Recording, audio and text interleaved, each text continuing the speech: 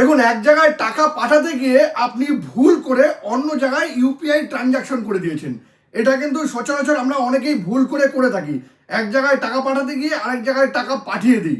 But এখন থেকে কিন্তু আপনি ভুল করে যদি রং ইউপিআই ট্রানজাকশন করেও দেন, তা সত্ত্বেও কিন্তু আপনি টাকা ফেরত আনতে পারবেন। কিন্তু সেটা আপনি করবেন কি করে?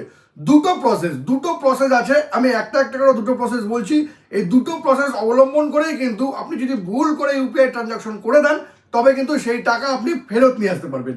তবে প্রসেস দুটো কি কি জানতে গেলে ভিডিওটা শেষ পর্যন্ত দেখুন, আর প্রসেসগুলো একদম সেভ করে নিন। দেখুন, ফার্স্ট প্রসেসটা হলো, আমি স্ক্রিনে দিয়ে দিচ্ছি। ভুল করে যখনই রং ট্রানজাকশন করে দেবেন, তখন একটা স্ক্রিনশট নিয়ে নেবেন, যার মধ্যে ট্রানজাকশন আইডি আর ইউটিআর এই দুটো নাম্বার কিন্তু লেখা থাকে। দেখুন, স্ক্রিনে আছে, এখানে ট্রানজাকশন আইডি ইউটিআর নাম্বার দুটোই কিন্তু আছে। এটার একটা স্ক্রিনশট অবশ্যই নিয়ে নেবেন। আর স্ক্রিনে আমি ফোনপে, গুগল পে, পেটিএম, ভীম এদের যে কাস্টমার কেয়ার নাম্বার আছে সেই নাম্বারগুলো দিয়ে দিচ্ছি। এই নাম্বারে ফোন করে অবশ্যই কমপ্লেন রেজিস্টার করুন। তারা কিন্তু ট্রানজাকশন আইডি আর ইউটিআর এই দুটো নাম্বারই চাইবে। তারপরে তারা সমস্ত কিছু ইনভেস্টিগেশন করে কিন্তু আপনার টাকা রিটার্ন আসতে পারে। আর সেকেন্ড প্রসেসটা হলো, আপনাকে চলে আসতে হবে গুগল ক্রোমে। এখানে আসার পর আপনি এখানে লিখে দিন এনপিসিআই।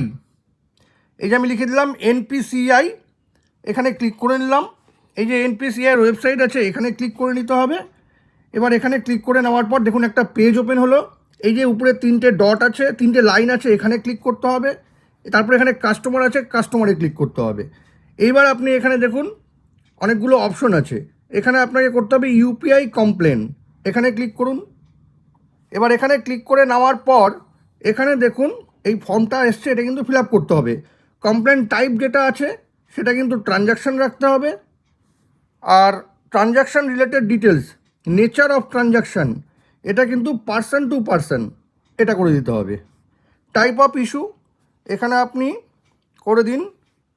দেখুন এখানে আছে incorrectly transfer to another account, এটা করে দেবেন। তারপরে পুরো ডিটেলসটা আপনি এখানে দেবেন, ট্রানজাকশান আইডি দেবেন, ডেট অফ ট্রানজাকশান, ব্যাঙ্ক ডিটেলসগুলো পুরোটা দিতে হবে, ইমেল আইডি দিয়ে সাবমিট করে দিতে হবে। তারপরে কিন্তু এনপিসিআই তারা তাদের মতন করে ইনভেস্টিগেশন করে যদি সত্যি ভুল ট্রানজাকশান হয়ে থাকে, যেখানে ট্রানজাকশন হয়েছে সেই অ্যাকাউন্টটা ফ্রিজ করে আপনার টাকা কিন্তু আপনাকে রিটার্ন দিয়ে দিবে। দারুণ ইনফরমেশন। যদি কখনো আপনার কাজে লেগে থাকে তবে কিন্তু এটাকে অবশ্যই শেয়ার করবেন। আর এরকম নতুন ইনফরমেটিভ ভিডিও পেতে প্লিজ সাবস্ক্রাইব আমার চ্যানেল সাবজেক্ট সম্রাটকে। Thank you.